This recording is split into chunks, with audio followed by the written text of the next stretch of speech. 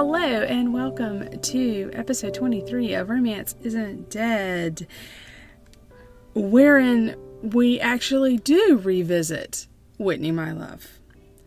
Hello, Ray. How are we doing today? Not too bad. We have sunshine and it's a bank holiday weekend over here. Nice. Excellent Yeah, news. I know, isn't it though? Yeah, So yeah. relieved. We have This one is of our those, last one. last one. We have one Our of last those one to coming. Christmas. We have one of those coming up. I guess next weekend. It's Labor Day in Labor the Day. States. Yeah, Labor Day in the States. And it's, the unofficial end of summer. Although we'll get back out on the lake later in September or maybe even into October. But my But you tan don't is really have an fading. end to summer. Huh? You don't really have an end to summer. No, as we've discussed, I live in the South. So we have almost summer, summer, not quite summer, or / football. And Christmas. That's it. Those are our seasons. Those are our seasons. We So, have rain, rain, rain, and some sun. Stroke rain. stroke rain. Okay. So we're reduced to complaining about our weather. Okay. I'm looking out right now. Apparently, we're having the one of the best late August bank holidays we've had in since records began. They keep on saying, "Oh, since ever," but I'm sure it's not ever. It's probably just since records began, because they're predicting it's going to be in the 90s, which is pretty good. Oh, well, that's just like Tuesday for us. So I don't know Yeah, what to okay. say. Don't need to rub it in. We Oh, live in okay. the other South. Okay, okay.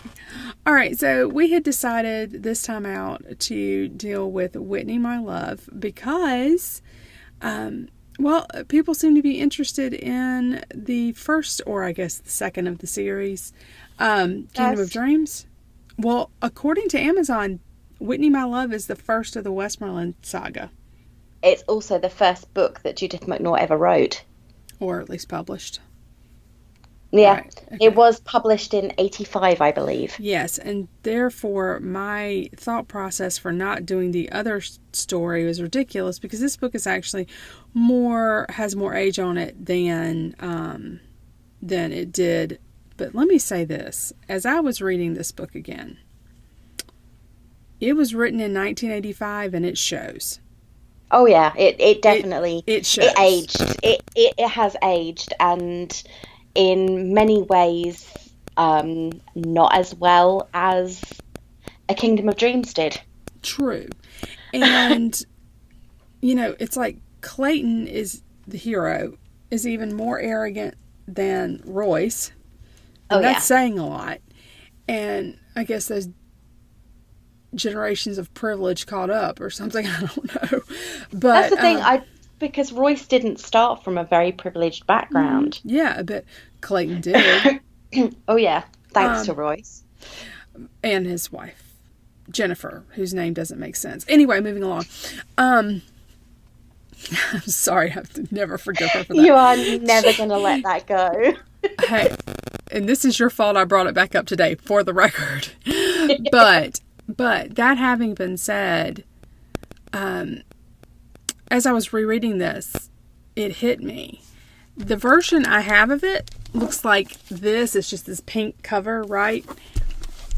And the version that you have is the white cover from like I've got 1989. The yeah, 86. that one's 86. Okay, my white Yeah. cover was even less. This book is a bodice ripper. It is supposed to have Fabio on the front with his shirt ripped Yeah, open. but it never This, did. But it never did have. I know, but it's supposed to have, is what I'm saying.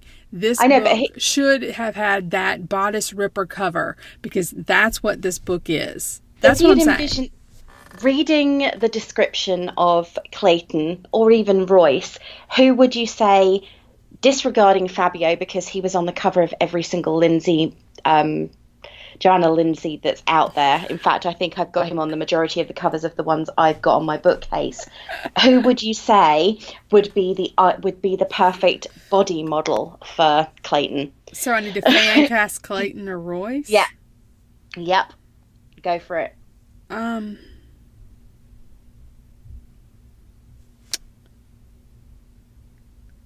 um, And there's silence. I mean, obviously can't be Fabio. You know, oh. Honestly, I can see, I need someone tall, like an Adam Driver or a Jared Padalecki, but maybe not that tall. Hmm. And Jensen Ackles doesn't quite work for me, but the body style is Adam Driver to me. Like, What, skinny? Adam Driver's not skinny. He's 6'2", and he's got some. I mean, he has gotten skinny for roles, but in my head, Yeah, Adam here you go. Driver's got some bulk. Here's the fangirl in her No, talking he's about got Adam bulk. Driver. Have you not seen him in The Last Jedi when he takes his shirt off? You're talking to me. What Okay, do you have you think? not seen a still picture of that? His chest is No. like, it's like a Mack truck. Skinny is not a word that you would apply to him in that case. I promise. I will find it and I will send it to you right now. But, just saying. No, but that's the body type that I think. Now, he is not traditionally handsome, so he wouldn't be the face cast for Clayton. He wouldn't. But I don't know who would be either. I have this kind of vague, symmetrical, handsome man. You know, that's all I got. Yeah. Not quite a pretty boy though. No. So no Chris Hemsworth or Chris Evans because that's too pretty for. Yeah. That's too pretty for Clayton. Yeah, I would say so. I'd imagine them more as Stephen.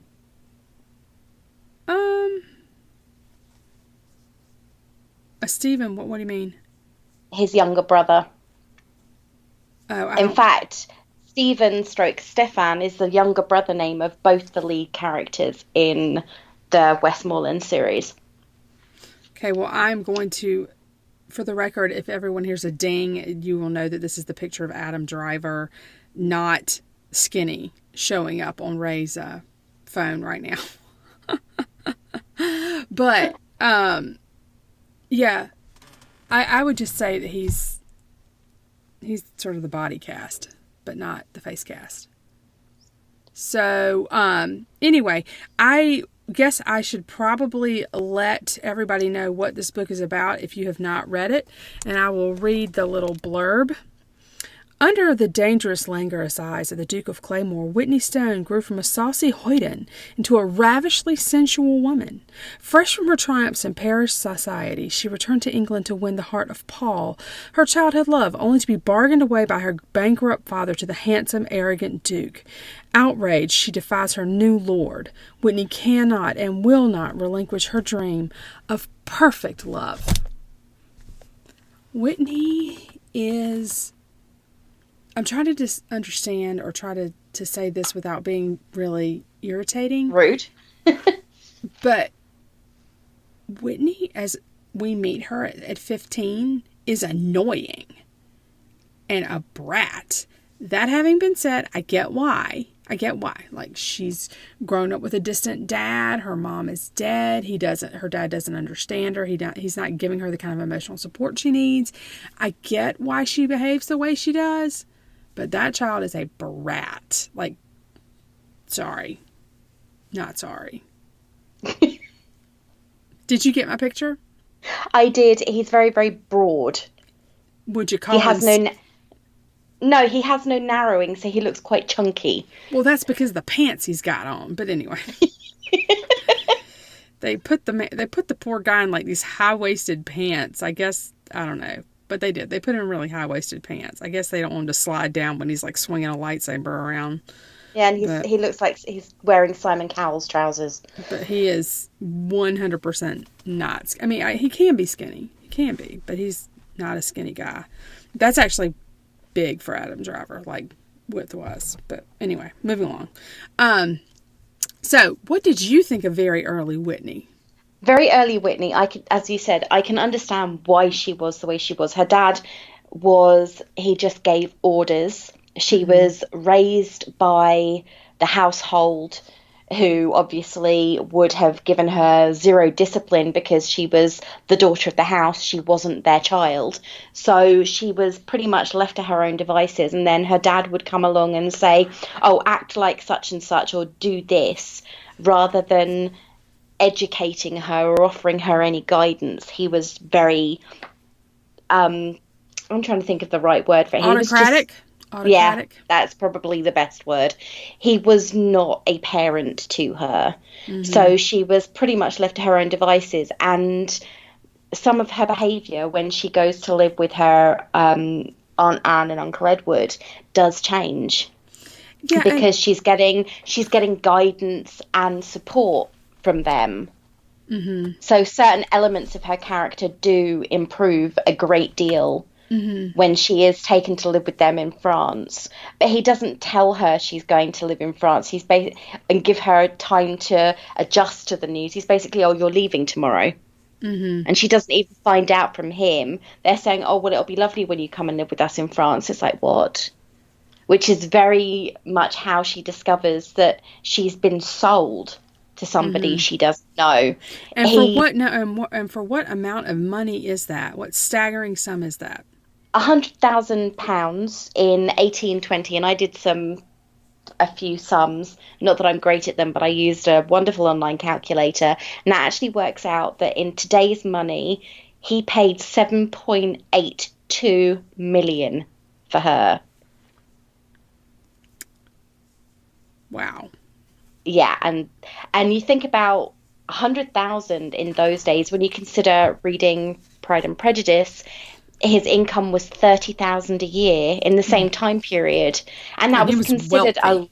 And he was very wealthy. He had Pemberley, which is huge, and Clayton his family has somehow amassed enough of a fortune that he thinks nothing of paying £100,000 to somebody for something, which, as I said again, is 7.82 million. Now, that's a lot.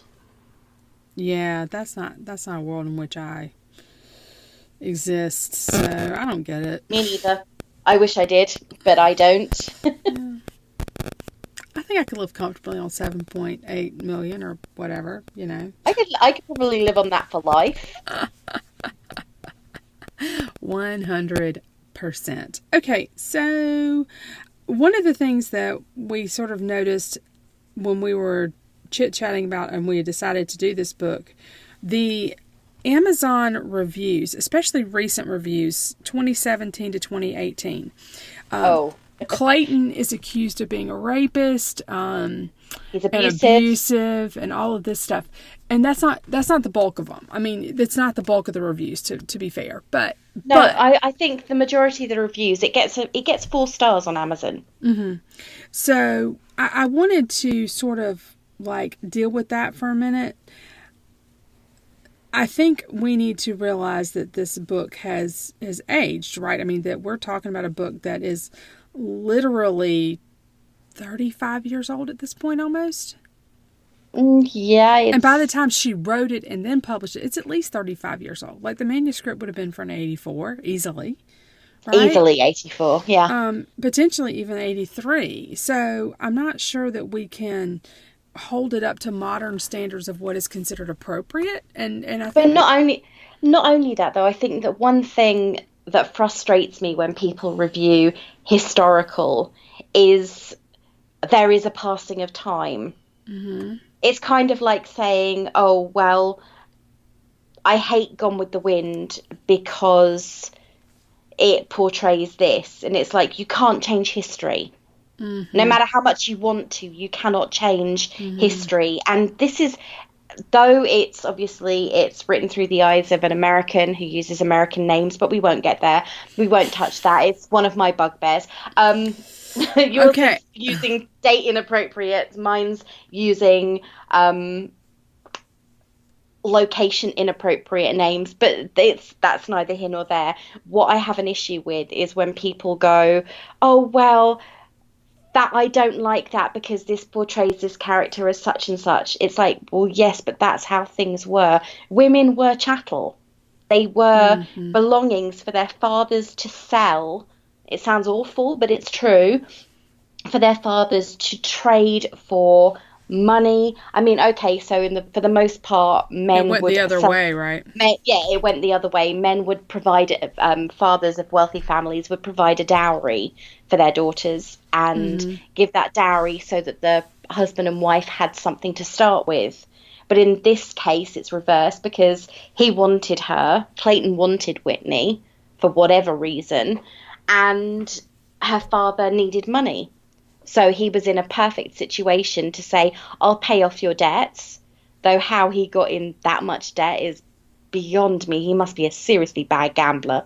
And he paid for her. But that's the way of the world, and it's how it was in the 1800s. Women were not, we didn't have the vote, we couldn't have jobs. Okay, Unless in the United the States, a can't. woman could not get her credit card in her own name until after 1971. Let me repeat that, 1971. So, I'm just not. And if you think about it, we didn't get the vote until the 1900s. It's only So, last century. yeah, so, I mean, when my grandmother was born, her mother didn't have the right to vote in the United States. So, put that in your pipe and you're smoking. But anyway, with regards to this, I want to actually deal with something else with Judith McNaught. We're talking about the things that we find like, oh gosh, she used the wrong name, da da da. But you know what? One thing that she does do, and she's done it with both books that we've discussed on the podcast. Yeah. She goes into a lot of detail and a lot of depth with these characters. Yeah. Now, leaving aside, They aren't one dimensional. yeah, That leaving aside the whole using the name Jennifer that didn't exist in the 1500s, we got to know Jennifer really well. And part of the problem with that is I'm reading this book going, oh, Whitney is just Jennifer 400 years later, right? Or 300 years later. And I mean, even down to some of the same kind of, it's not a trope, but you get Jennifer winding up killing this horse, remember? Because she was insisting that it do something the horse knew it should not do. And then she also, and granted this book came out first, but she goes to slap Clayton with a crop, which you don't do. Like, you can get mad at Clayton for like a lot of things, but Whitney's violent to him. Oh, yeah.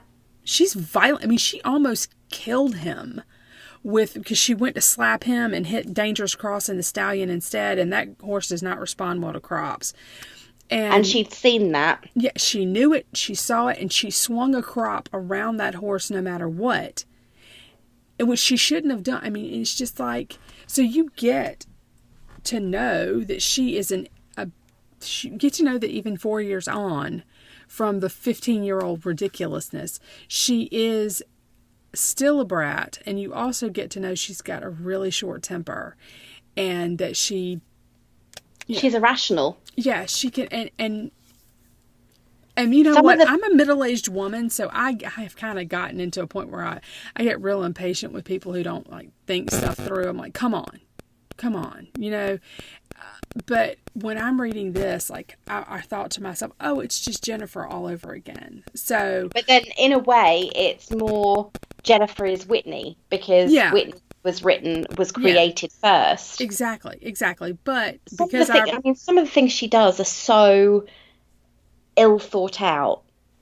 Because that whole there's an instance at the end where, I mean, the whole thing is really she's resentful of Clayton because he purchased her.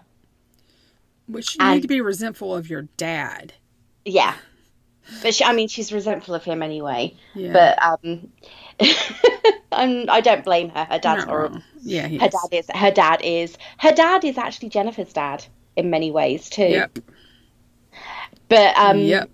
she's resentful of her father. She's resentful of Clayton for purchasing her, which was a poorly thought out thing anyway. I mean, he bought her and then he tries to trick her, but that's neither here nor there. Then she decides that she's going to elope with Paul, and the only reason Paul wants her is because Paul wants her father's money that he doesn't have. Right. So, Right. I mean, he's proved to be a shallow, selfish, And she can't see it. and she can't see it until she does, Yeah, but I'm just saying she can't see it.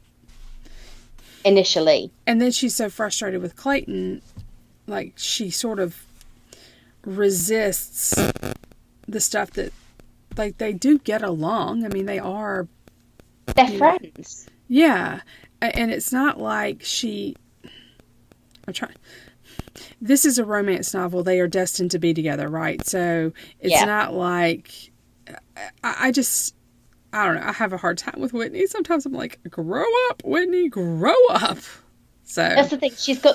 If she'd accepted her lot in life, there wouldn't have been a novel. you're But not wrong. but ultimately, at the same time, you do, though she frustrates you, there are certain parts of it where you sit back and you go, oh God, I feel sorry for her in some ways Yeah. because she hasn't had it easy. Her dad sees her as a payday, and I mean, he goes to slap her, and the only thing that stops him is basically saying, do not touch her. Mm-hmm. But that's after he's essentially told her, oh, well, you're marrying him because he's bought you. Right. And here's So the she's now feeling like she's a possession that is worth nothing more than the money that gave her father servants, paid off his debts, not hers. right. Well, the other thing too is Clayton does use some verbiage that are it's sort of guaranteed to set any woman's hackles on Oh, the yeah. rise. Right. Hey, a woman, no matter what kind of education she has, will eventually has to submit to her lord and master. Pardon me. I mean, even I would think a woman from 1820 would get a little bowed up with that kind of language. But at the same time, at that point during that era, it is true. A Yes. woman was someone to be clasping her husband's arm, agreeing with him, and occasionally walking 5 steps behind. Wasn't quite that primitive, but at the same time, the message is still there. A woman is I mean, she doesn't have her own money. I'm trying to She doesn't. think when they passed the laws in Britain that gave women some more autonomy. And I think it was after this. Oh yeah, it was way after this. Like I think it was like Victorian, right? I think I'm not sure exactly, but it's probably 50, 60 years after this. But but I'm just saying the language would kind of bow some people Yeah, up. it would definitely. So Right, women gained the vote in 1918. that's not but I'm not talking about the vote. I'm talking about when were women allowed to like testify against their husbands in a court of law? When were women allowed to retain some money? That kind of stuff. That kind of stuff, not Yeah. necessarily the vote. When did Wollstonecraft write A Vindication of Rights of Women? All right, hang on. It was a vindication, right? That was what Yeah, Wollstonecraft wrote. 1790. Yes, Vindication of Rights of Women was written in 1792. Okay, and see, here's my thing about this. I would imagine a headstrong woman like Whitney would have read that Yeah. In and probably quoted it. 1842, women were first banned from working underground in mines. That's 22 years after this novel. 1842. Mm-hmm. In 1853, an act for better prevention and punishment of aggravated assaults upon women and children was passed. A man who beat his wife could be imprisoned for up to 6 months. Ooh, That's 1853. that's great. Then he goes home and then he beats her more because he's mad because he spent 6 months in jail.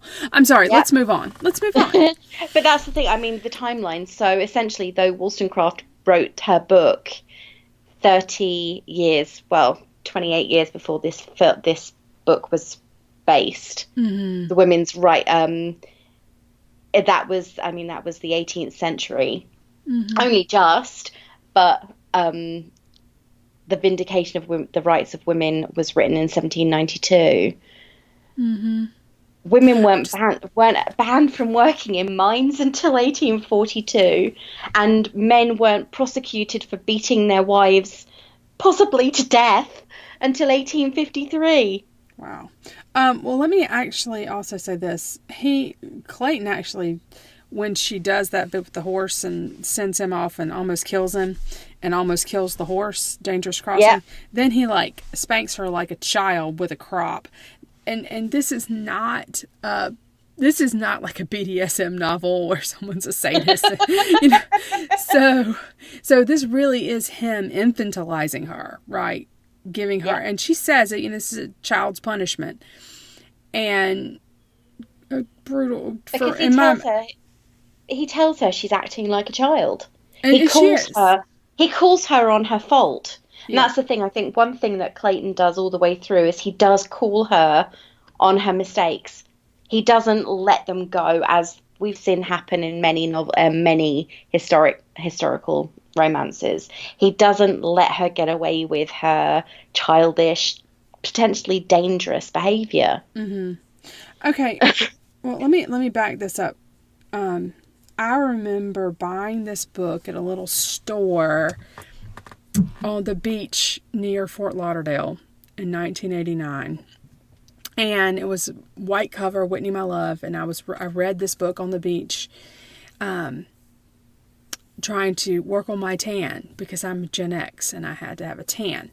So I know I read this book several times. You still have your original copy from 1986, right? You didn't cull this when you did the great culling of your books when you moved. No. And so, and I actually did eventually cull this book out. But my question to you is, in the final analysis, do you still like this book? Why do you still like this book if you do? Why don't you if you don't? I don't know. I mean, I think we both agree it has not aged as well as we would have wanted. It has not aged as well, but at the same time, I'm still a Gen Xer, and certain things that I read, I don't read them and think through the eyes of a Gen Y or Gen Z. Ever, and I don't think I ever will, because I'm not one. I mean, I can see the horrific way that women are treated, and I separate my literature from reality, and I always have done. I don't think I'm ever going to read a book and go, oh my God, I can't read this because... Yeah, you're not going to clutch your pearls. No, I'm not going to go, oh my God, this is horrific, blah, blah, blah. If I know that if a man treated me the way that he treated her, I'd leave. Mm-hmm. But I'm not reading it to judge on real actions, because it's a book. And also it's a book based in the 1800s. I actually did research, and apparently we didn't gain the right to retain our own salaries until the 1880s. So Victorian era. That's what I thought. Yeah. That's what I thought. Married women were legally allowed to keep their earnings in 1870, and women were allowed to keep their own properties from 1882. Yeah. Yeah. That's what I thought, 1880s. Okay, so I mean, it's well after this, and obviously Whitney didn't have much. Well, she didn't have anything. And the thing was, I think the thing that frustrated me the most about all the men in her life was they used... I mean, no matter how badly her father treated her, she still loved him. And both her father and Clayton used the, oh, well, would you see your father living in a prison? Yeah. In a debtor's prison. because you won't marry him, because you won't marry Westmoreland. And I think that that was so unfair. But at the same time, as I said, it's a book. I don't think I think the one thing about this is it's well written. McNaught is a good writer. Exactly. And she She does gives, good job with character development. And here's the other thing: Whitney being who she was, if her dad had actually probably gone to her and said, "Whitney, this is the situation. This is what's happening," she would have balked, but I don't think she would have let him go to debtor's prison. no, which is why I felt that using that as a threat to her after presenting her with a fait accompli was really wrong. Mm-hmm. For me, that was the bit that made me sit back and go, well, actually, if I were her, I'd tell them to sod off and run away. Mm-hmm. But that's me. Purely because the threats that they used against her were unnecessary. If they'd gone to her like an adult and treated her like an adult, I think if they'd done that, and because he never treats her like an adult, her father. Well, And I think that's part of the issue. The fact that he doesn't treat her as an adult furthers her behavior as a child. right. Well, and that's the other thing, because Clayton wanted to have this sort of bucolic country courtship. He Yeah, forbids her father, and it's like, dude, you don't realize it, but you're making yourself. But you know what? At the same he's time, digging though, his own grave. yeah. But the flip side of that too is it so wrong for him not for him to want his wife to want him for something aside from his money, right? Because in the end, that's what it is. He doesn't want to go to her as a duke. He wants to go to her as just country gentry, what Yeah, she is, and to be on equal footing. right. And so I get that, but it is dishonest. I mean, it's just it's tricky. It's tricky. I think in the final analysis, this is not a book that I'm probably going to reread again. And, I mean, I had to get it from the library, and it's large print, so I don't know what page anything is on because Well, the everything's thing wrong. But, you say that. I was going through this because I'm one of those people. I will literally use anything I can as a bookmark, and I used a receipt as a bookmark, and I discovered that I'd used a receipt as a bookmark because I found out the last time I picked this book up and read it was 2008. so it's been a solid 10 11, years. yeah, it's been 11 years because that receipt was dated February 2008. So I probably started reading it or was reading it on the way home from the supermarket or something. Looking at the receipt, that's probably the case. I was reading it on my way home from the supermarket, and the receipt was dated February 2008. So that was the last time I picked up this book and read it. So do you think you'll pick it up again in the next 10 years and reread it? Possibly, but I'm one of those people who doesn't throw books away that are in a set. Gotcha. Well, I have thrown away a couple of sets, Twilight being one of them. But Be nice.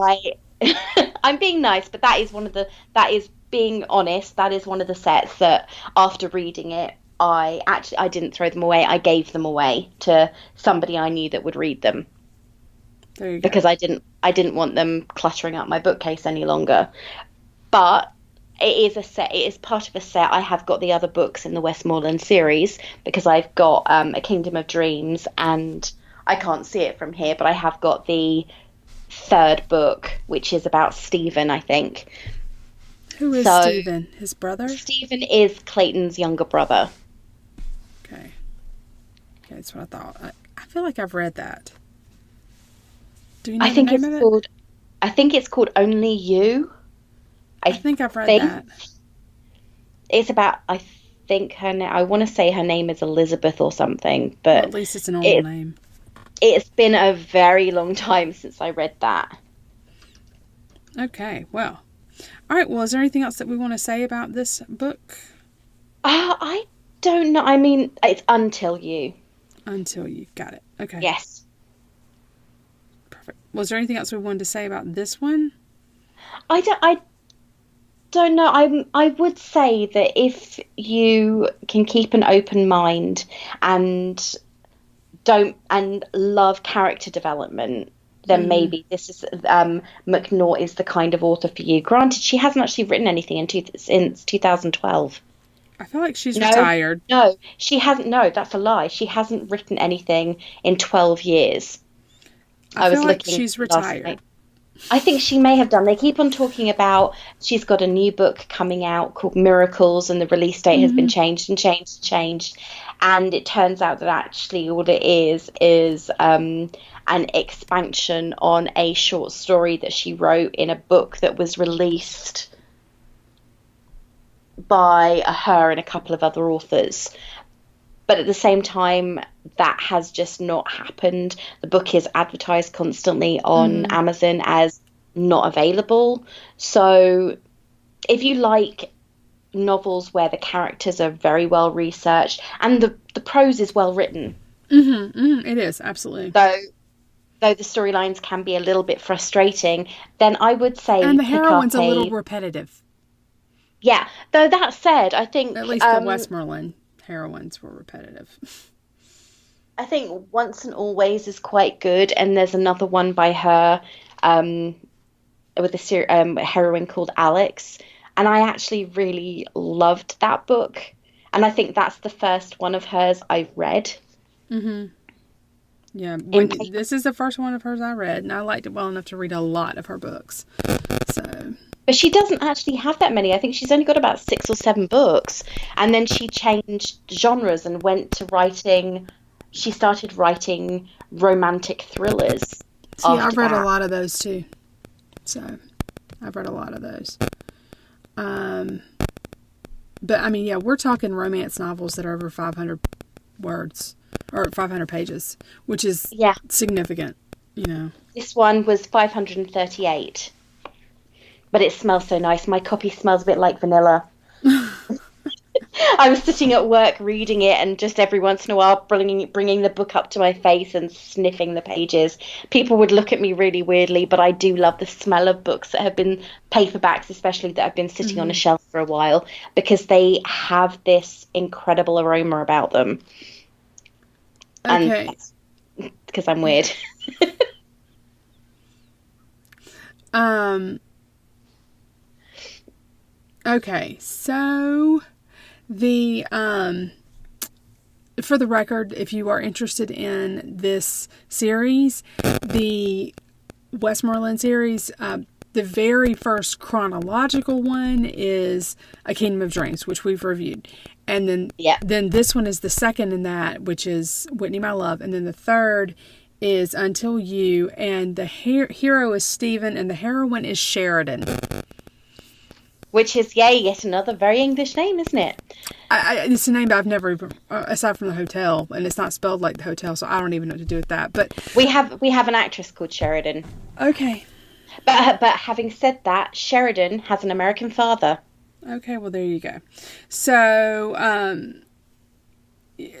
McNaught apparently wants to spice up British nobility names, I guess. I don't know. But yeah, I think what the number one thing you need to recall when you are reading something like Whitney, My Love is this came out in 1985. This is the era of bodice rippers. And even though the cover doesn't necessarily look like one, this at its heart is a bodice ripper. So, Oh yeah, I period. 100% agree with it. Okay, so I think we need to tell our listeners what we're reading next. This is my choice. Mm-hmm. It's going to make some of our listeners happy, I am sure. It It's is. not it's not going to make Sally very happy. It's going to make No. me happy because it's my time of year to read it, and it is the probably one of the what would be considered one of the original romance stories. Mm-hmm. It's one that many aspire to, and in some ways I could actually see elements of the character in Whitney, My Love, very, Well, very loosely.